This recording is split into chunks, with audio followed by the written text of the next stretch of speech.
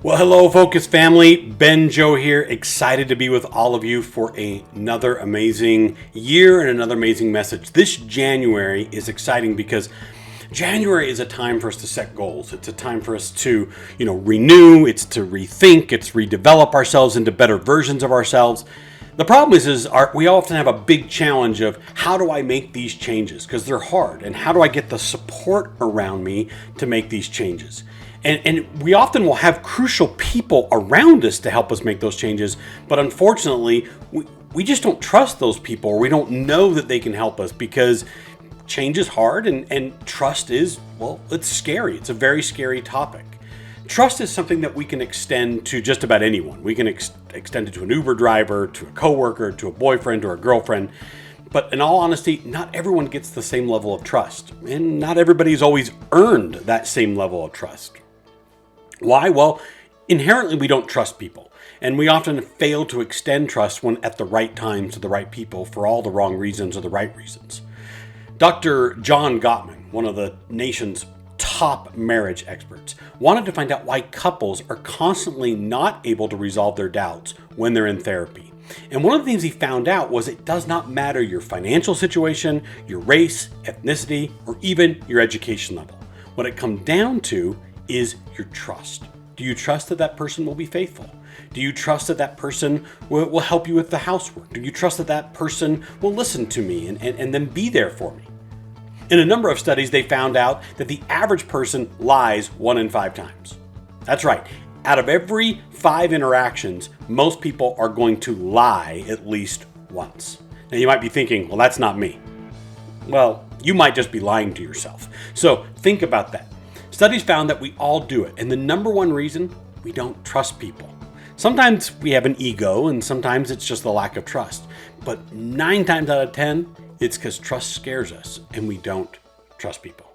There's a great book out right now by Jay Shetty. It's called How to Think Like a Monk. I love this book. And in there, he talks about the 4 stages of trust. Number 1, neutral trust. Positive qualities exist, but they don't always measure trust. For example, someone might be really funny, but that doesn't necessarily mean I should trust them. A study of jurors found out that in court cases, the people who are most likable and most attractive were often the people that the jurors trusted. It had nothing to do with their expertise. They actually called it the beauty premium. The more beautiful they are, the more we instantly trust the people. But that puts them up on a very high pedestal. And when they fail to meet those expectations, the disappointment is massive, causing what we also call the beauty penalty.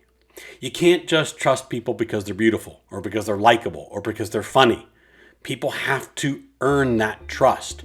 Now, granted, neutral trust is probably better than just blindly trusting random strangers. We want you to trust people, but you have to be careful. The number 2 is contractual trust. This is I'll scratch your back and you scratch my back. I will pay for dinner next time you pay for dinner.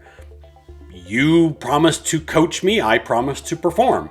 You help me do this, I will help you do that. I give you time off this week, then you do a couple of hours extra hours next week. It's a quid pro quo of relationships. The third one is mutual trust. This takes our contractual trust to the next level. Okay, it does go both ways, but I'm willing to do things for you to support and help you in the future, knowing that one day in the future you might help me. But in reality, because of my respect for you, I'm just going to constantly be working to help you to grow and develop. And I know you'll do it for me when I need it. But there's no written agreement of when that's going to happen. And number 4, that is pure trust. This comes from a place of pure goodness. This means I have your back no matter what. No matter what mistakes you do, no matter what things that happen to you, I've got your back. Coach Don Meyer, he was formerly of Northern State University. He took his team to 6 NCAA tournament appearances, and he used to do this amazing activity that I love. He would make his teammates draw a circle on a piece of paper and then write all of the teammates' names around that circle.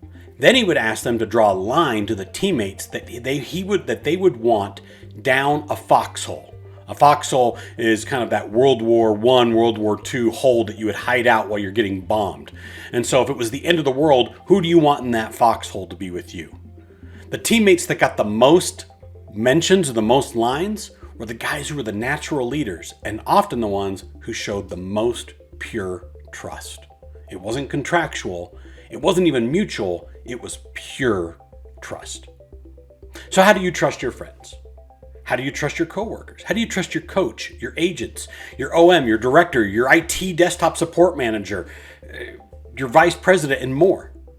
Most of us have trust in our relationships. But if you look at your relationships, it probably goes up and down and crazy like that. I'm not asking you to overthink it, nor am I asking you to just start trusting everybody. But Jay Shetty has a few awesome ideas for a daily trust practice. Number one, make and fulfill your commitments. If you said you were going to do something, do it.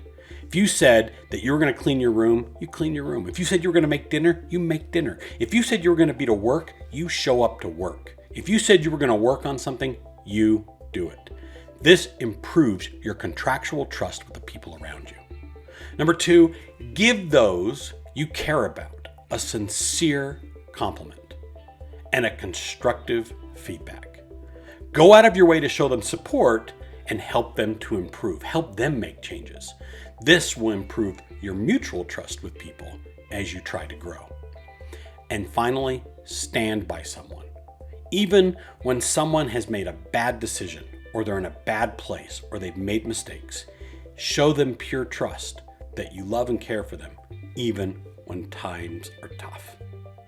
At Focus, we believe in faith, fun, innovation, and development. These four values were brought together for one purpose: to build trust in the people we work with so that they can grow and expand. At times, that trust may look contractual, and sometimes it may even grow into mutual. But we are hoping that it becomes pure, that we will find ways to constantly fulfill our commitments with each other, to grow as individuals, to learn from each other, and always have each other's back, even when times are tough. This January, it could be a challenge for you to make changes, a challenge for you to come to work, a challenge for you to hit the performance goals we're asking. Maybe it's just a challenge to get along with people. But this is when it's time to put those daily trust practices into place so that when you set goals this January, you become a person, an agent of trust. Have fun, everybody. Keep focused and keep trusting.